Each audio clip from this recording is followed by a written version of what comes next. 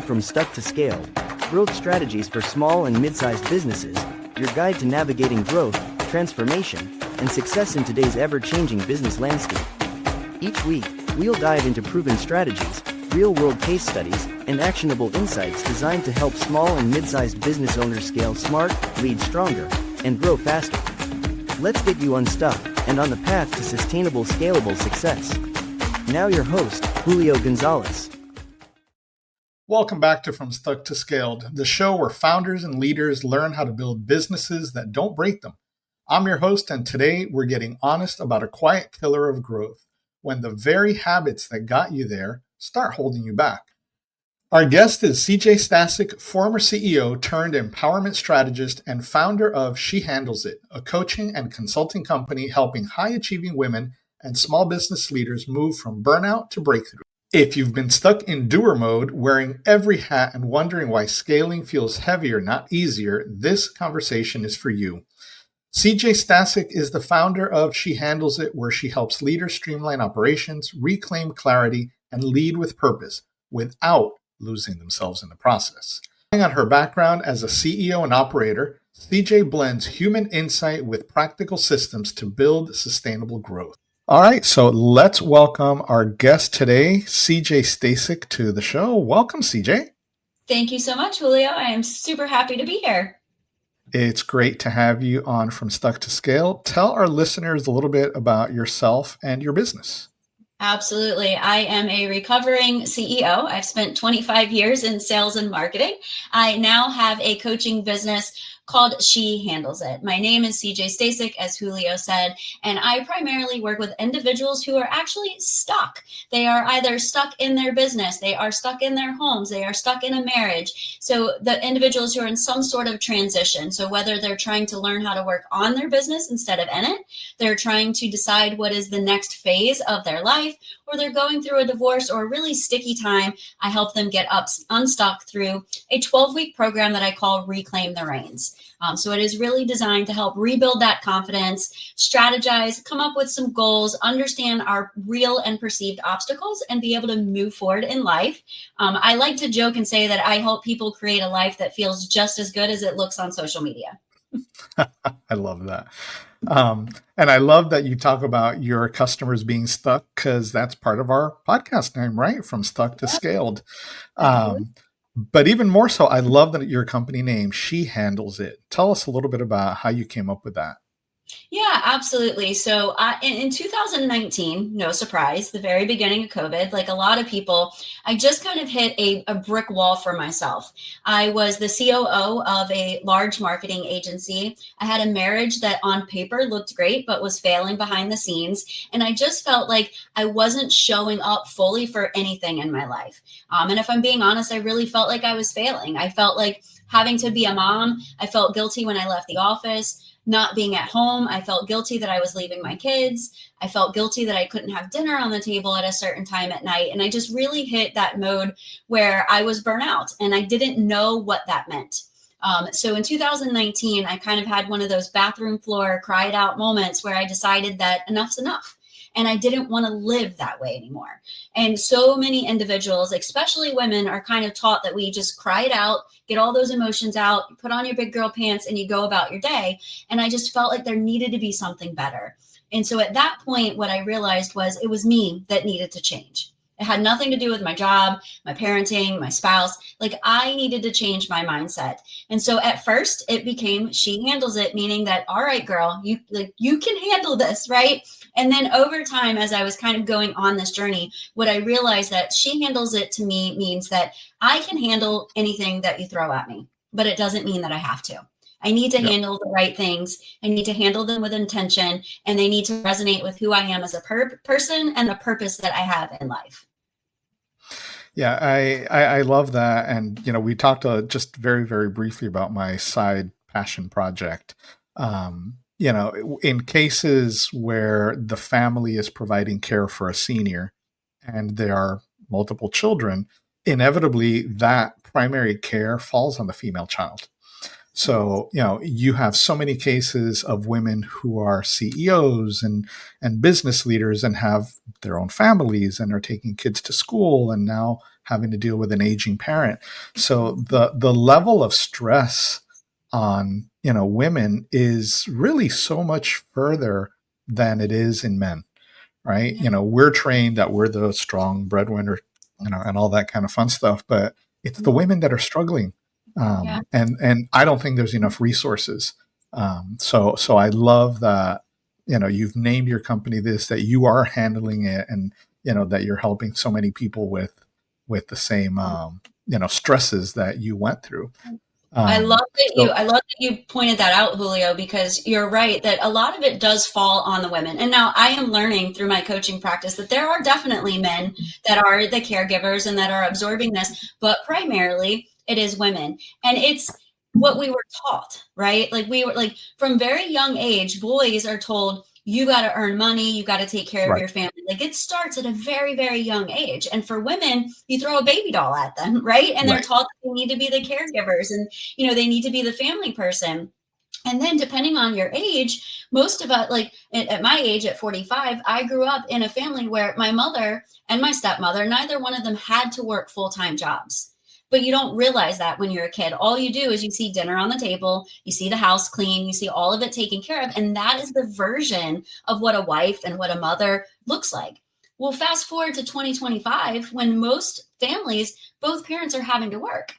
That dynamic doesn't work anymore. It's physically At all. impossible for one person to carry all of that weight. So I'm glad that you pointed it out, and I'm definitely deal with men who struggle, but you're right. It is something that predominantly women really have to figure out, especially in midlife. So talk to us a little bit about what your coaching looks like, how you approach, these situations with your clients.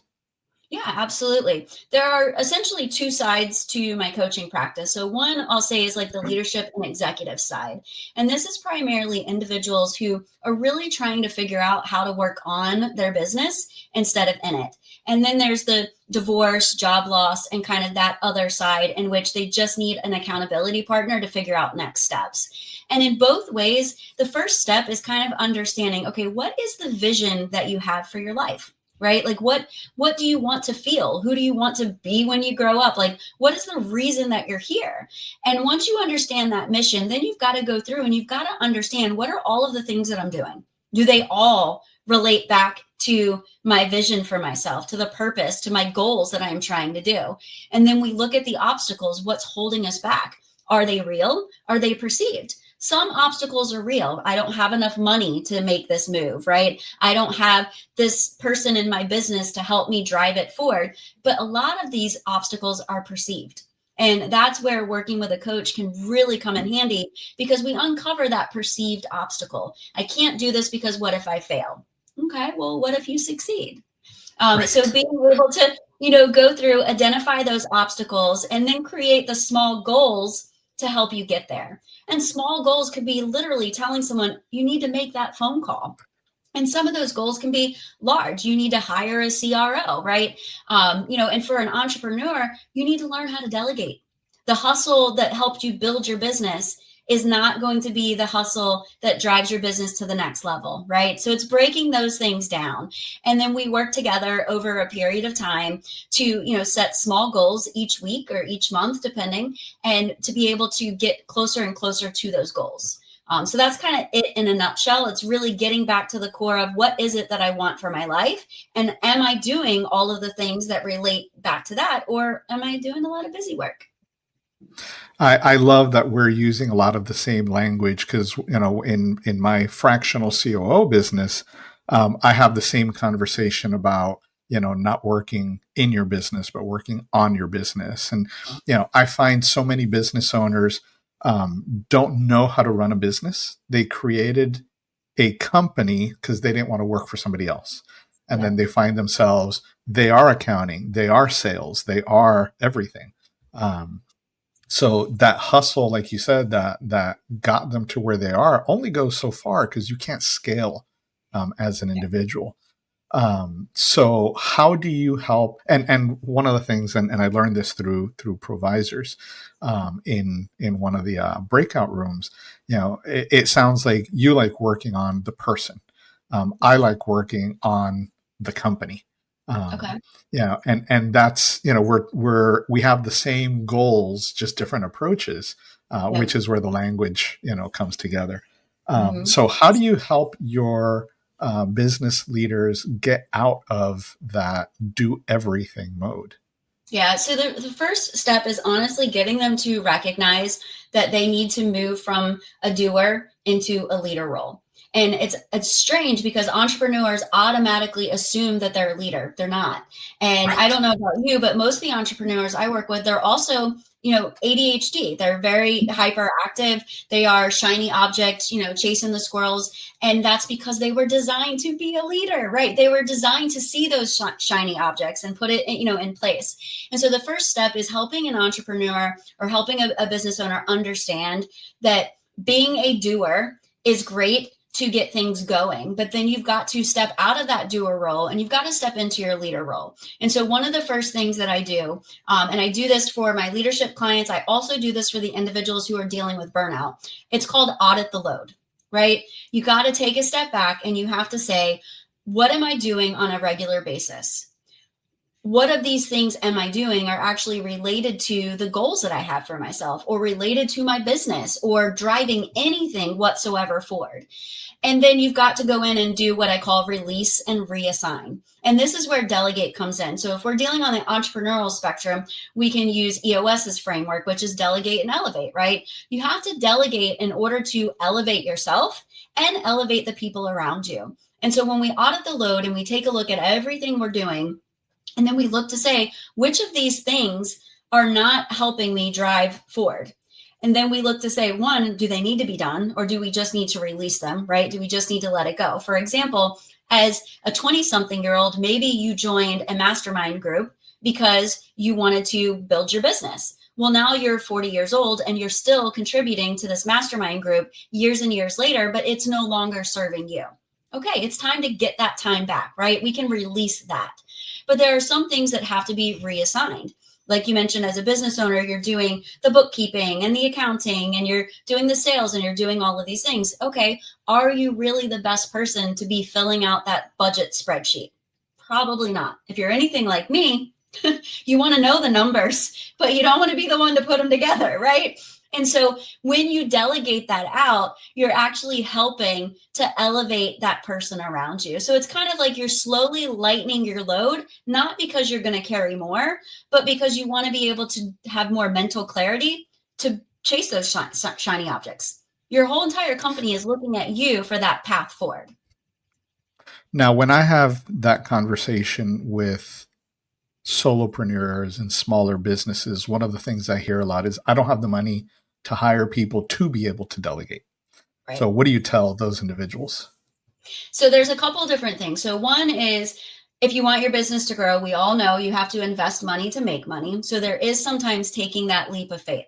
If I Mhm. hire this person to handle my books, what am I going to be able to do with those hours? So sometimes it's kind of like that mental trick where you've got to convince yourself that it might take me 3 months, but if I hire someone to do the bookkeeping now and I get them trained in 3 months, I'm going to be able to double my sales because I can spend twice as much time on business development. So that's one piece. The other piece is also looking at the what can I automate, right? So automation is also part of delegating. What can I delegate to a chat bot or to some sort of automation? What kind of tool can I bring in to minimize my doing throughout the day? And so you've got both of those things. And usually there's a combination of both that you can do. You can usually get a little wiggle room. So maybe you're starting with a VA, right? Hourly, just to take some things off your plate. And then you're also adding in some automation or using some tools to help you do things a little bit quicker so that you can work smarter, not harder. And those automated tools have really come down in price so much. You have. I hear, oh, this CRM is too expensive or that tool is too expensive. Find another one. Mhm. I had somebody ask me the other day in a consultation, what's the best CRM out there? And it's like the one that you're going to use. It's not about A, B, or C. It's the one that works for you, be it price, features, and it might be the right tool today. It may not be the right tool tomorrow, but it's what gets you by. So be creative, look around. There's Be so many creative. opportunities. Yeah. And I'll tell you what, the best set of data, the most accurate set of data that I have ever reviewed for a client did not come out of a CRM. It came out of a very hefty spreadsheet. But that was as accurate as I have ever seen before. And like you said, it was a small company. They didn't want to invest in in Salesforce or ServiceTitan or, any of these tools, but they were able to think smarter, and they created a spreadsheet that allowed them to do it. It integrated with a couple of different things that they did, and it worked perfectly. They had all the insight they needed into the building. And a year later, they bought Salesforce because they could afford it, because now they had the insights, the information. So sometimes you have to start where you are, but you got to start. You got to make those moves. And I love that you just said you've got to start, because so many entrepreneurs, put so many roadblocks in front of themselves, and I could do this if, I had this, I could do this when I, get to this level. But the fact is, there's nothing stopping you from doing it today, in, whatever simplest form possible.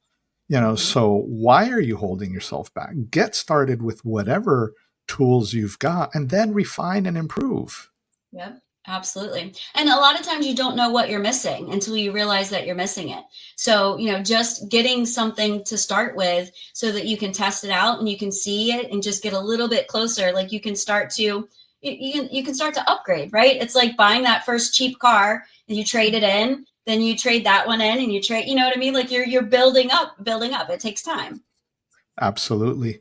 To touch on the other side of your business, how much crossover do you see, with leaders that are also needing help at home, where you're tackling both sides? I would honestly, it's pretty well much everybody. There's always something that's holding them back. And normally it has a lot to do with guilt, or it has a lot to do with lack of communication.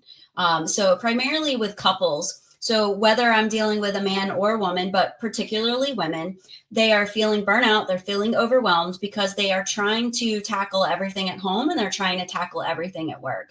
So when we go through that exercise of auditing the load, I have them include everything. I want to see how often they're going to the gym. I want to see kid pickup. I want to see, like all of those obligations that are outside of the office, because sometimes it's just convincing them to have a conversation, to say, I'm not going to be home today until 8 o'clock. Do you mind making dinner or grabbing dinner for the kids? Or I'm having a really busy week. I really need some help with laundry and dishes. Like sometimes it's opening up that line of communication so that partners can actually become partners, because just like everything else, you get married, typically in your 20s for most people, and then life happens. Children happen, careers start to blossom, but there was never any conversation or communication around household obligations in most places. So again, the man's like, I'm going to make money. The woman's like, I'll take care of the house, but they're both out working. So you've got to have that recalibration.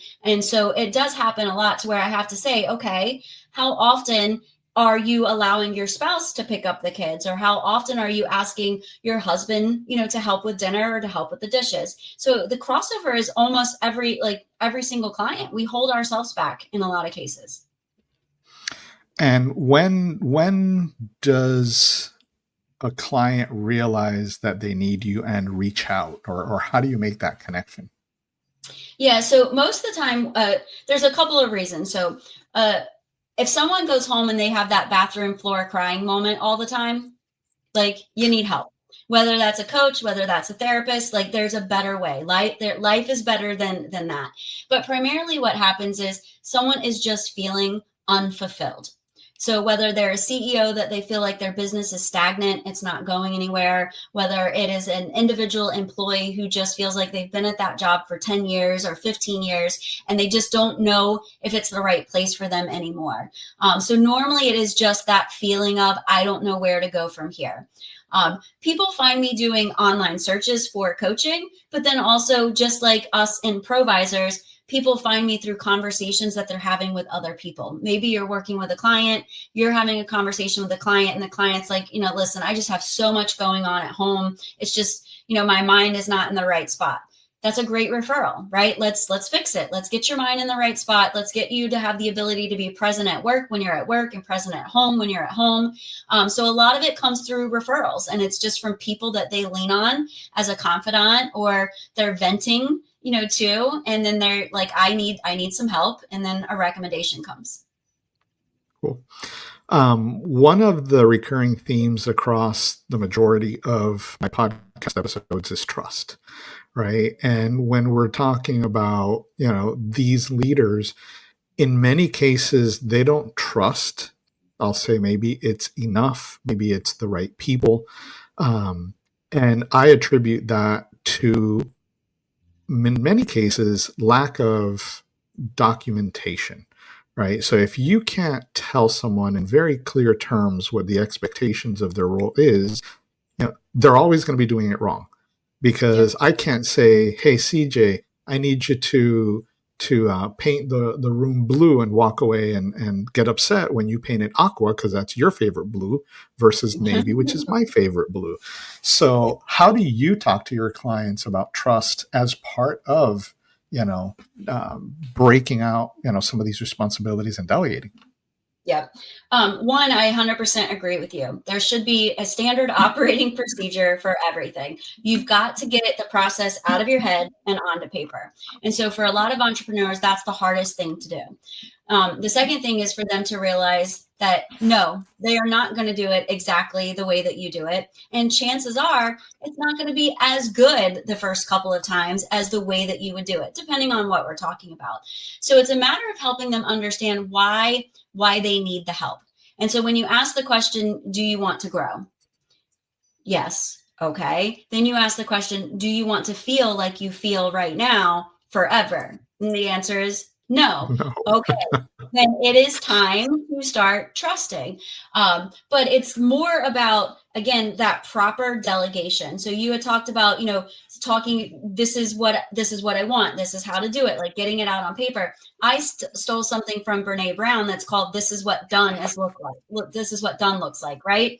And so I tell the leaders that I work with, listen, you get frustrated when you have to sit down and you have to train someone. However, 80% of your job should be training people to do what you no longer need to do so that you can move forward.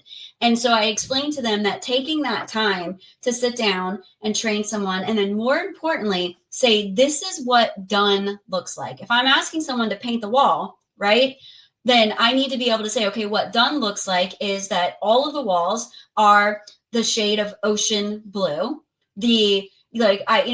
What done looks like is that there's no blue paint on the ceiling, blah, blah, blah, blah, blah. Like you're telling them, you're painting that picture for what it wants to look like. If I'm asking someone to go in and create a spreadsheet for me, I need to tell them what are the fields that I want in the spreadsheet? What is the output that I'm expecting to get? Like, no, I'm not going to go write all the formulas for them because then I might as well do it myself. But right. I am going to give them all of the details so that it comes out correct the first time. Why? Because every time I have to sit down and meet with that person to correct what they're doing, that's more time being spent that could be spent elsewhere. So I'd rather spend 1 hour up front than 30 minutes and then have 5 30-minute meetings later to correct what I didn't explain well the first time. So it's really just helping them understand, one, that trusting someone isn't about them doing it flawlessly. And it's not about them doing it exactly like you. It's about understanding that you hired someone for a reason and you're paying them for a reason. And so you want them to be able to take that workload off of you. Yep, absolutely. And, that gets into, repeatable processes and again, documentation, right? So if you train the individual and you give them the documentation, now, it's a process that you don't have to look at, hopefully ever again or ever, right? Because in business terms, ever is a short period of time. But you get that off your plate, and the other part which goes in with that is, doing the work until it's done. It might take you 15 minutes more to get it done, but then you don't have to come back to it. Because if you do enough, then you're going to keep coming back to that, to do a little bit more of enough, Yeah. if it's a short, completion, get it out of the way. Get it Make done. the investment, the same way that you're investing, in training your staff and putting together documentation. Get whatever it is off your plate and move on with life. Yeah. I see too many, founders and small business leaders get stuck in, I'll just get it, this far because that's all I need right now, and then they're Mhm. revisiting it again and again and again. Yeah. And I will say that those standard operating procedures, they speed up training because the person you're training doesn't necessarily need you to repeat something 3 or 4 times because now they've got that framework. You've trained them, you've Right. told them, now they can refer back. So it speeds up training. And then when you need to hire the next person who's going to be doing that same thing, guess what? Now the person you already trained, they're now the trainer. So within a very short period of time, you go from training all of your employees to never having to train anyone, ever again, essentially. And again, in our world, ever is a hard word, but because you now have those other people trained who can pick that up moving forward. Yep, absolutely. And what would you say is the biggest challenge holding leaders back that you have to like really drive home for leaders to get? It's so simple, but honestly, it's getting them to understand that they don't have to be the doers anymore. I work with so many business owners that are still the primary salesperson for their business. One, if you're ever planning to exit or sell your company, you cannot be the main salesperson. It just, like you and I both know, that doesn't work. Like you're never going to be able to exit your company if you're the primary sales driver. So I think it's just one, helping them understand that the hustle, the drive, all of the energy that they put into building this company, they now are reaping those benefits, and they've got a full-on company that now needs their attention elsewhere. So it's that delegating part that becomes the hardest piece, is for them to really understand what needs to be delegated, and then again having the trust in themselves that they hired the right people to be able to take on those tasks. And part of it is the recognition that just because you can doesn't mean that you should do it Mhm. yourself, right? That's my Because tagline. I say it at the end all the time. it may be, because I'm a super Excel, guru. But taking that responsibility off and giving it to somebody else, may not provide the same spreadsheet that I would put together, but is the output, equivalent? Does it get you the responses that you need? And it takes it off your plate so that you can focus on what's more important in running your business. Yeah. And I try to drive that home all the time with my customers. And it can be a hard one for them because they feel comfort in doing certain things. And, just because you can doesn't mean you should. Yeah. And relinquishing control is hard, Yeah. especially when it's your baby, right? And Yeah. so many business owners, they look at it that way. And so I just constantly try to get them to reframe their mind as to, why did we start this business, right? What is the reason why we started this business? In most of the cases, they started a business because they wanted to make money and they didn't want to work for someone else. Right. Okay. Well, are you satisfied with the money you're making? And if the answer is yes, then okay, don't change anything. Just keep doing what you're doing for the next 20 years. But if the answer is yes, I want to make more money, then you've got to change. Like, you've got to relinquish control. You've got to understand that you're not going to have the same small team. You're not going to be able to know every in and out of everything that's happening throughout the day. But again, are you getting the output you want? Are the sales coming in? Is the work happening? So it's just understanding, again, that what got you there isn't going to get you to the next phase.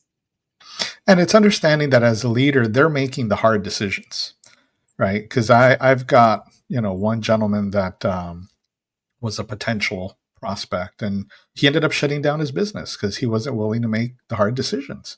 Yeah. And it's like that's not the right way to conduct a business. And he had other things going on also, which I get. So that was his choice. But you are the leader. You get to make those hard decisions, and you need the time in your day to be able to really assess and decide what needs to happen. Oh my gosh, decision fatigue is so real. Like it truly is. And that's the thing that, as your business grows, there are more and more decisions that you have to make. And if you're also the one selling and you're executing and you're doing all these things, decision fatigue will literally blow you apart. Like it's so difficult. I mean, I even myself, and I'm sure you've experienced this, like the whole question of what's for dinner. Oh my God, if I have to make one more decision, I'm going to explode, right? Like there's a reason why so many business entrepreneurs at a higher level, they have only a set number of outfits, that they wear, and a set meal plan that they eat the same things all the time. And it's just because there's no more space for their brain to make those decisions. They're clearing it out so that they can make the decisions that matter most. Yeah. In my household, we got a meal die.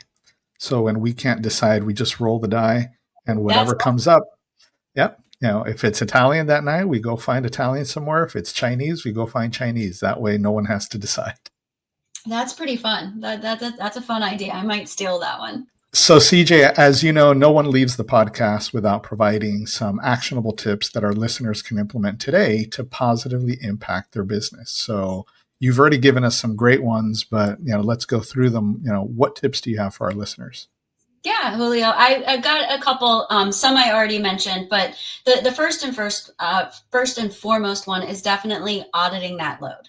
So whether you're doing it from a personal standpoint or you're doing it from a professional standpoint, understanding and identifying what is truly yours to carry and what you're carrying out of obligation or just out of from the past.